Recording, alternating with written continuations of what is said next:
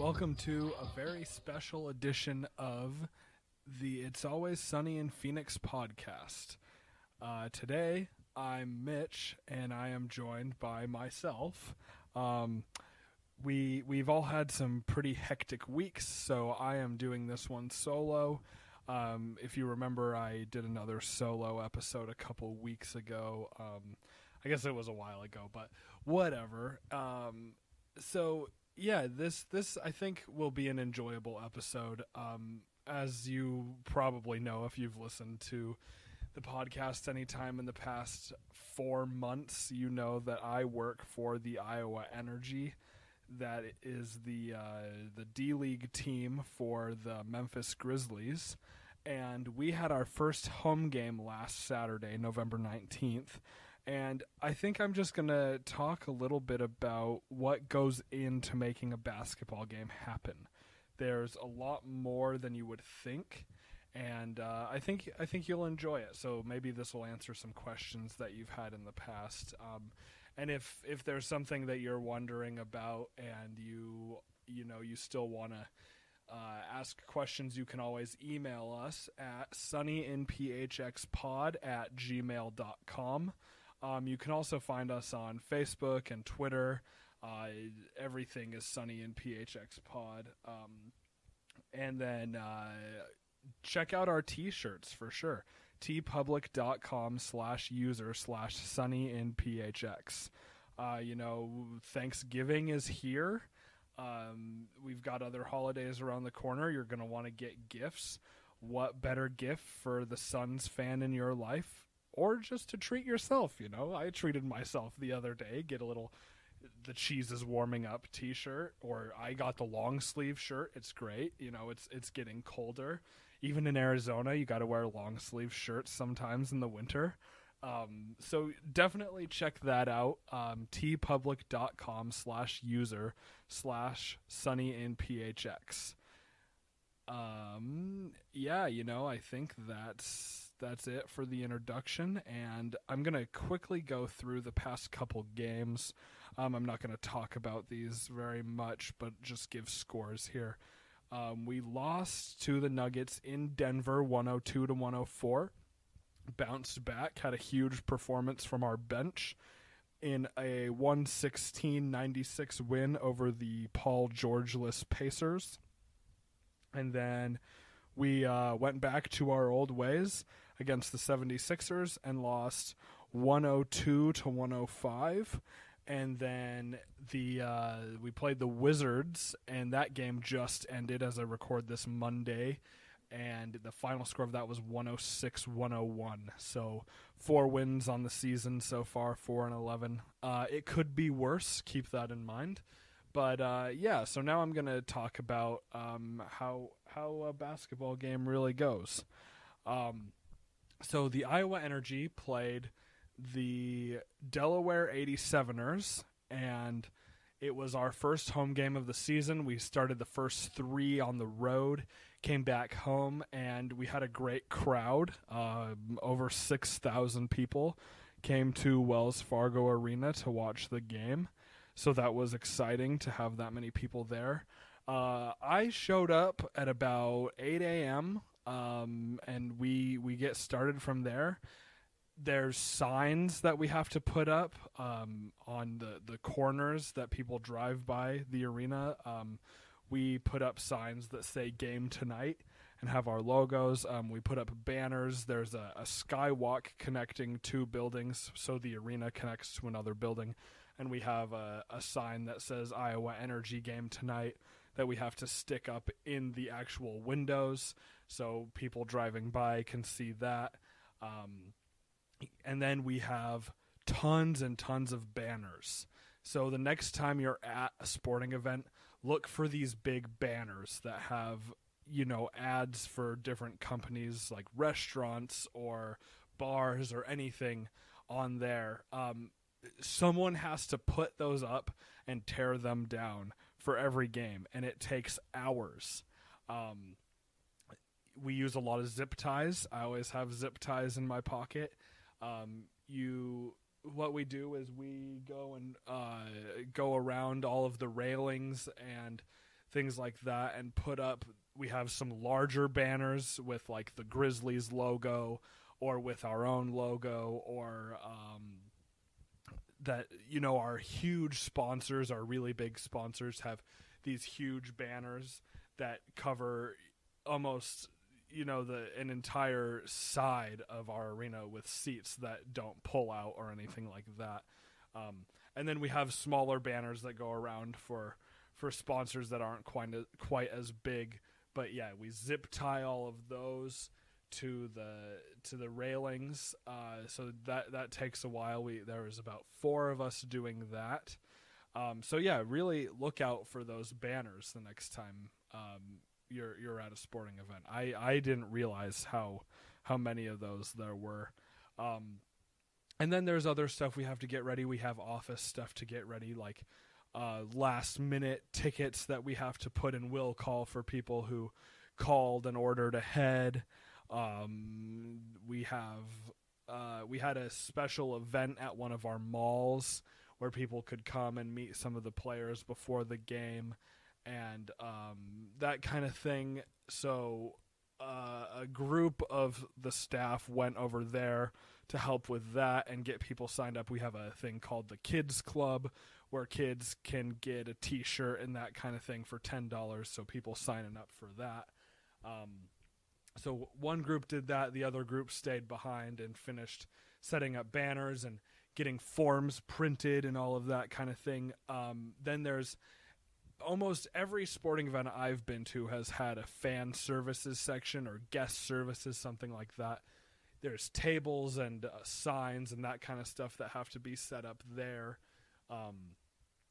And then just signs throughout the concourse as well, telling people, come to section 124 for fan services to check out our kids club, or if you have questions or whatever. So getting people to know where to go if they have questions. And then one thing that's really unique in the D League is we can do a lot with our jerseys. So if we find a sponsor who wants to have their own jersey created with their own ads on them, we can do that. And so for this game, we had something like that. We had a local company sponsor some jerseys, and so they got to design them. They looked really good. And then afterwards, we do an auction for those jerseys, and all the money from that auction gets donated to the charity of the sponsor's choice. So that's a really cool thing that we do in the D League, and that just means at fan services we have to be taking care of the bidding for the jerseys and taking care of the payment after people win and all of that kind of thing. There's also, whenever you see like a dance group or a band or anything like that performing on the court during a quarter break or a timeout or anything like that, first off, someone on the sales staff has booked that show, and then they come up and you have to make sure that they get down to the arena on time and are ready to perform. So that's a big part of what we do there as well. There's a lot more setup stuff that goes into it, but it's a lot of boring work that just has to be done. Once we get into the game and we get to the pre-game point, we have to make sure everything is set up, and then we have specific people coming in. So, for instance, we have a VIP entrance, and we have people who take stats, and we have our dance team and people like that who get there really early, and we have to have someone checking them in and giving them the right credentials and all of that kind of thing. So that was my job for this game, actually, was getting all of that ready. And so I had a lot of that to do, and then when season ticket holders and that kind of people come in, they come through the VIP entrance as well, and we have to make sure that they don't have any problems. Or when players have their families or friends come to the games as well, they can come through the VIP entrance, and we have to make sure that they're on the correct list, they have their tickets, and all of that kind of thing.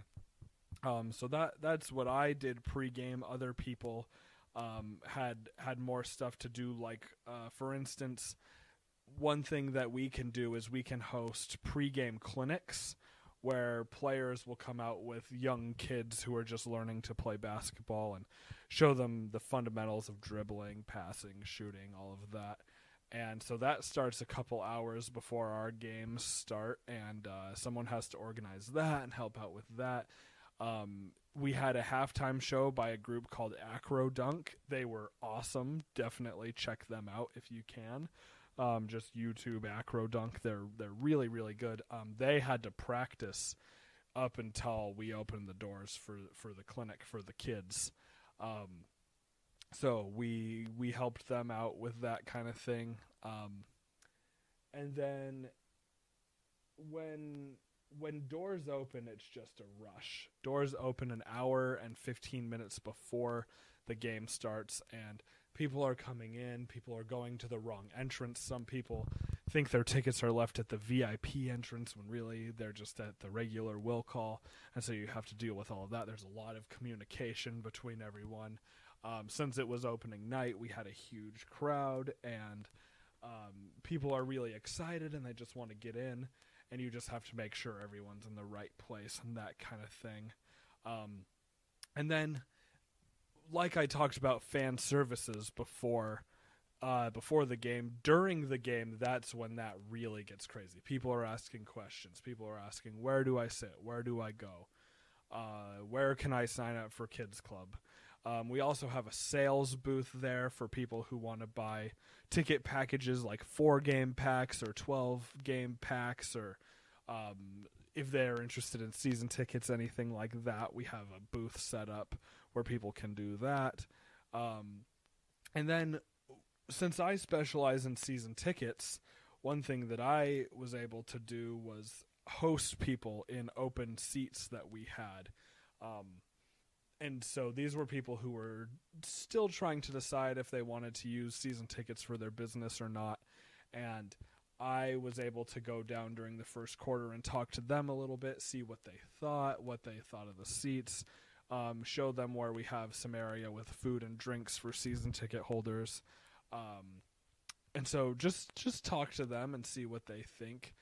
I also was able to work at the fan services table quite a bit, and that was really crazy because people had so many questions and there were just so many people. And we have interns that run around and do game ops stuff, do social media.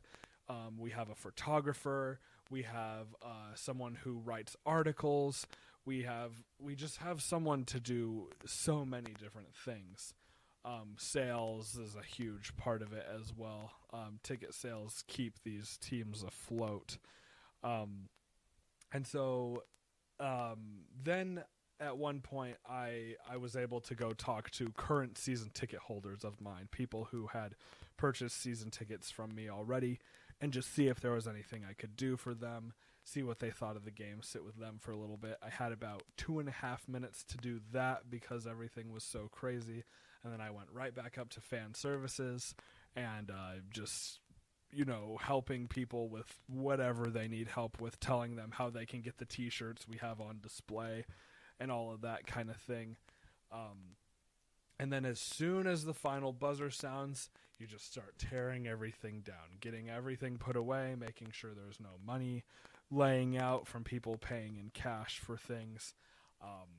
Getting everything put away as fast as possible, which isn't very fast, but, it's expected in sports. So, there's just so much that goes on behind the scenes that you don't even realize. I probably left a little bit after 11 p.m., so 8 a.m. to 11 p.m. was how long I was there for the one game on Saturday. But, the games are what it's all about. We were able to pull out a win. It was our first win of the season, which was great. And yeah, I'm sure there's more to it that I'm just forgetting because there was just so much to do, but that's what I've got off the top of my head here. And again, if you have questions or anything, you can always email sunnyandphxpod@gmail.com. And And yeah, just ask away. Anything that goes into a game, I can try to do my best to answer. But yeah, it's good stuff. Go support your local teams. Go out to Suns games if you live in Phoenix. You gotta check out. You gotta go to a Suns game in person. That's how we keep this team around. It's ticket sales are just a huge part of the success of our team. So definitely support the team. I know that I'm going to try to get down to a game this year at some point. We'll see when exactly that is, but definitely going to try to. We've got a great arena, and this young team is so promising, so you got to go see them. Now is the time to check them out, because ticket prices definitely will go up once we get better. So this is definitely a good time to do that.